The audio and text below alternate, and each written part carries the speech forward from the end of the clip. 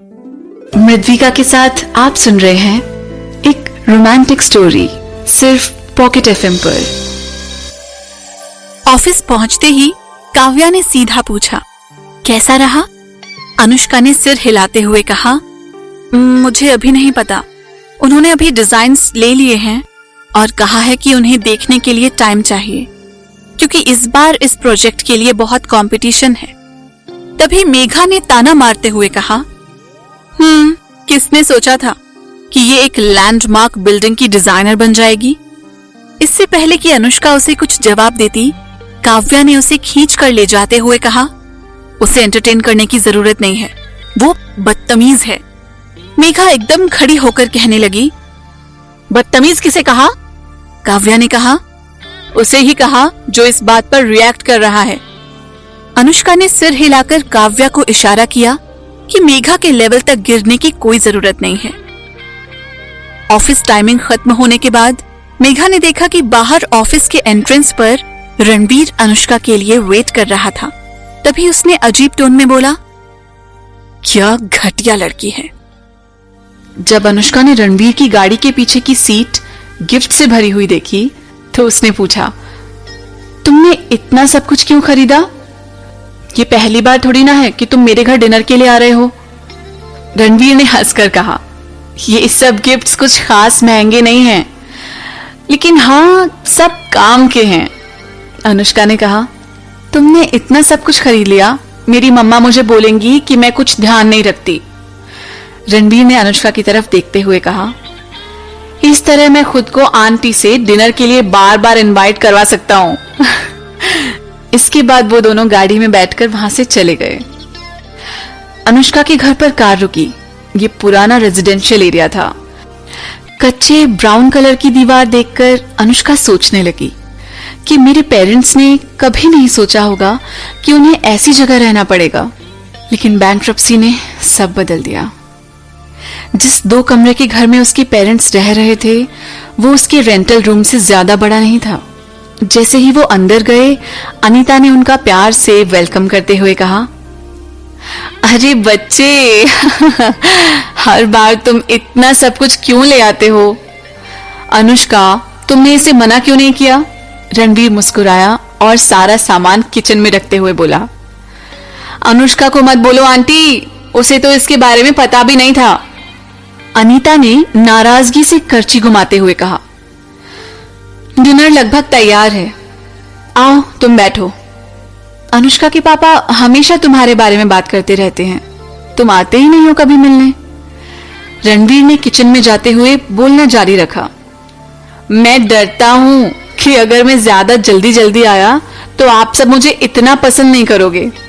Aunty, आपके हाथ के खाने की तो बात ही अलग है, बहुत अच्छी खुशबू आ रही है खाने की। ऐसा लग रहा था जैसे अनीता मुस्कुराते हुए शिकायत कर रही हो। अच्छी बातें कर लेते हो, लेकिन ये बातें तब ज्यादा अच्छी लगेंगी जब तुम कभी कभार यहां आया करोगे। चाहे मेरे हाथ का खाना कितना भी अच्छा हो, लेकिन ये तुम्हारा मन नहीं करवाता यहां आने का। अनुष्का सोच नहीं सकती थी कि उसकी माँ, जिसने बैंकरप्ट होने से पहले कभी खाना नहीं बनाया था, उन्हें आज एक टिपिकल हाउसवाइफ की तरह जीने की आदत हो गई है। अनीता ने कहा, रणवीर, तुम यहां मत खड़े रहो, यहां चिकना हो रहा है और स्मेल भी है। जाओ बाहर जाकर अनिल के साथ बैठ जाओ। अनुष्का, तुम यहीं रहो और मेरी हेल्प करो। रणवीर ने अनुष्का की ओर देखकर स्माइल किया और बाहर चला गया। अनीता ने अनुष्का को पकड़कर उसके कान में फुसफुसाया, तुम्हें मुझे आज क्लियर करना होगा, तुम रणवीर के बारे में क्या सोचती हो? तुम उसे पसंद करती हो या नहीं? अनुष्का ने शर्माते हुए कहा, मम्मा आप क्या बोल रही हो? अनीता अपनी बेटी को अच्छी तरह जानती थी। अनुष्का का रिएक्शन देखकर वो कह सकती थी कि वो रणवीर को पसंद करती है। अनुष्का की रिएक्शन की वजह से अनीता को गुस्सा आ गया था। अनीता ने अनुष्का के सिर पर हाथ मारकर कहा, देखो अपनी तरफ, अगर तुम किसी को पसंद करती हो तो ये वेट करने की बजाय कि वो तुम्हें बताए, तुम्हें ही उसे बता देना चाहिए। जब तुम छोटी थी तब से ही तुम हर चीज में इतना सब्र रखे रखती हो। तुम्हें तब भी कोई फर्क नहीं पड़ता था जब दक्ष को किसी और से प्यार हो गया था।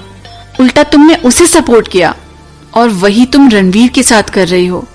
अगर रणवीर तुम्हारा वेट करते करते थक गया और किसी और के पास चला गया तो तब तुम क्या करोगी? अच्छे लड़के ज्यादा नहीं हैं। अच्छे लड़कों के लिए कंपटीशन बहुत है।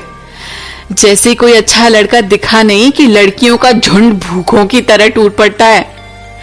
तुम वहां खड़ी खड़ी इंतजार ही करती रह जाओगी और तुम्हारे हाथ से सब छूट जाएगा। लेकिन तुम हो कि काम के अलावा कुछ सोचती ही नहीं हो। अगर तुम हमेशा इसी तरह बिजी रहोगी तो तुम्हें डेट पर जाने के लिए कब टाइम मिलेगा? तुम ही बताओ मुझे कि ऐसे कितने लड़के हैं जो ऐसी लड़कियों को पसंद करते हैं जो सिर्फ अपने करियर की परवाह करती हैं। अनुष्का ने जल्दी से अपने जेब से फोन निकालकर कहा, मम्मा मेरा कॉल आ रहा है, मैं 2 मिनट में बात करके आती हूं। अनीता को बहुत गुस्सा आया और उसने कुकिंग करते हुए इतना जोर लगाया कि कढ़ाई में करछी लगते ही ठक आवाज आई। अनुष्का ने फोन उठाकर कहा, हेलो। फोन पर आवाज आई, हेलो लक्ष्य बोल रहा हूं। अनुष्का हैरान रह गई। उसने नहीं पूछा कि उसके पास उसका नंबर कैसे आया। ये जरूर अखिल ने ही उसे दिया होगा। किचन में आवाज थोड़ी गूंजती थी इसलिए बाहर तक आ रही थी। अनुष्का ने कहा, लक्ष्य सर। फोन पर लक्ष्य ने कहा, मैंने तुम्हारे डिजाइन प्रपोजल पर नजर डाली। अच्छे आइडियाज हैं लेकिन मुझे कुछ और पॉइंट्स तुम्हारे साथ डिस्कस करने हैं। तुम अभी मुझसे मिल सकती हो? मैं तुम्हारे घर की ओर ही जा रहा हूं। अनुष्का ने मुड़कर दरवाजे के पीछे देखा और पूछा, सर क्या हम इस बारे में कल बात कर सकते हैं? लक्ष्य बोला, कल बंसल कंपनी के आर्किटेक्ट के साथ मेरी अपॉइंटमेंट है और परसों तक हम मीटिंग करके ये डिसाइड कर लेंगे कि हम ये प्रोजेक्ट किसे देने वाले हैं। अनुष्का ने सोचा, इसका मतलब आज रात मीटिंग करने के सिवाय मेरे पास और कोई ऑप्शन नहीं है। उसे लगा कि अगर उसने लक्ष्य के डिजाइन रिलेटेड सवालों का जवाब नहीं दिया तो प्रपोजल में एक छोटी सी गलती से भी ये अपॉर्चुनिटी उसके हाथ से जा सकती है। अनुष्का ने कहा, ठीक है मैं अभी आती हूं। लक्ष्य ने फोन काटा और खुशी से गाना गुनगुनाने लगा।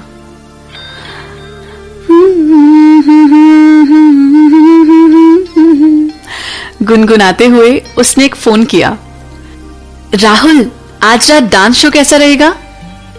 अनुष्का हिचकिचाहट के साथ किचन में वापस गई और बोली, मम्मा। अनुष्का का चेहरा देखकर अनीता समझ गई थी कि वो कुछ कहना चाहती है, इसलिए उसने पूछा, क्या हुआ? अनुष्का ने कहा, कुछ नहीं, बस कंपनी के कुछ लास्ट मिनट के मैटर्स जो मुझे। अनीता ने कहा, क्या तुम फिर ओवर टाइम कर रही हो? तुम हमेशा ओवर टाइम करती हो। घर तो तुम कभी कभी ही आती हो। मैं रणवीर के साथ तुम्हारा रिश्ता आगे बढ़ाने का सोच रही थी, लेकिन तुम मेरे लिए ये इतना आसान नहीं होने दोगी। शायद तुम अपनी आगे की जिंदगी अपनी जॉब के साथ ही बिताने वाली हो। अनुष्का ने अनीता को गले लगाकर कहा, मम्मा ये काम मेरे लिए बहुत जरूरी है। अनीता ने अनुष्का का हाथ हटाया और कहा, जाओ जाओ और सिर्फ अपनी जॉब का ही ध्यान रखो। किचन से उनकी आर्ग्यूमेंट बाहर लिविंग रूम तक सुनाई दे रही थी, जिसकी वजह से रणवीर और अनिल को अंदर किचन में आना पड़ा। अनिल ने अपना चश्मा उतारकर शर्ट से साफ करते हुए पूछा, क्या हुआ?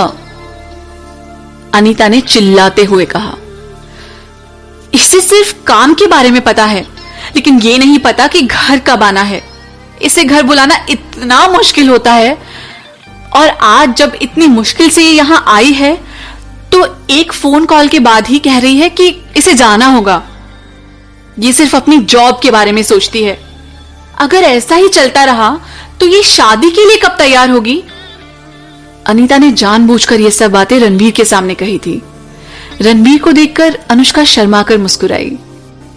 उसने भी उसे देखकर मुस्कुराते हुए आंख मारी।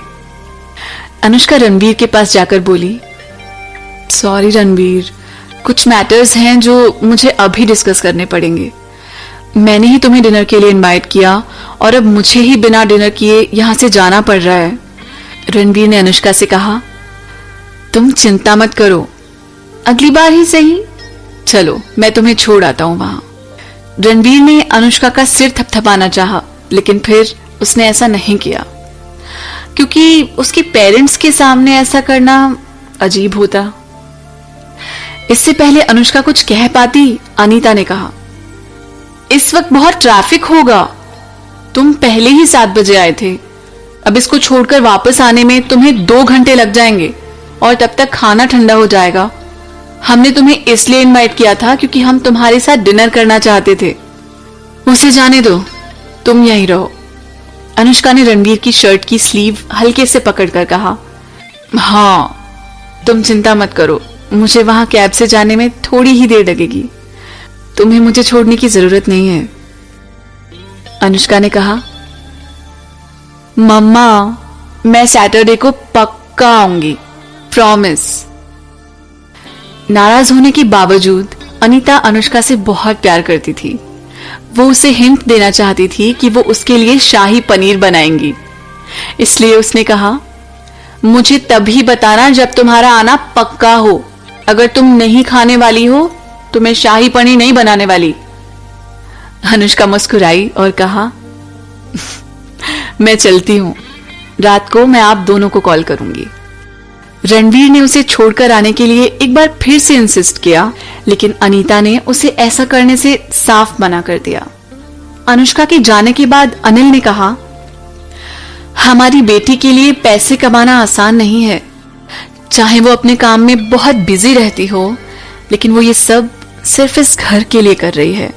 हमेशा उसके साथ इतनी सख्त मत हुआ करो। अनीता ने गहरी सांस ली और खाना लेकर बाहर आने लगी। अनिल ने सिर हिलाकर धीरे से अपने आप में कहा, अनुष्का बेटा, अब हम तुम्हारे ऊपर बोझ बन चुके हैं। अनुष्का ने घर से बाहर आकर ऑटो को आवाज दी, लेकिन उसमें इतने पैसेंजर थे कि उनके बीच घुस पाना बहुत मुश्किल था। इसलिए उसने फटाफट कैब बुक करी, क्योंकि उसे लक्ष्य खन्ना को वेट करवाने का डर था। वो तकरीबन 8:30 बजे अपनी अपार्टमेंट की एंट्रेंस पर पहुंची। उस वक्त आसमान में बादल एकदम काले हो रहे थे और बारिश की हल्की बूंदें पड़ रही थी। इस कहानी में आगे क्या होगा जानने के लिए सुनते रहिए पॉकेट FM।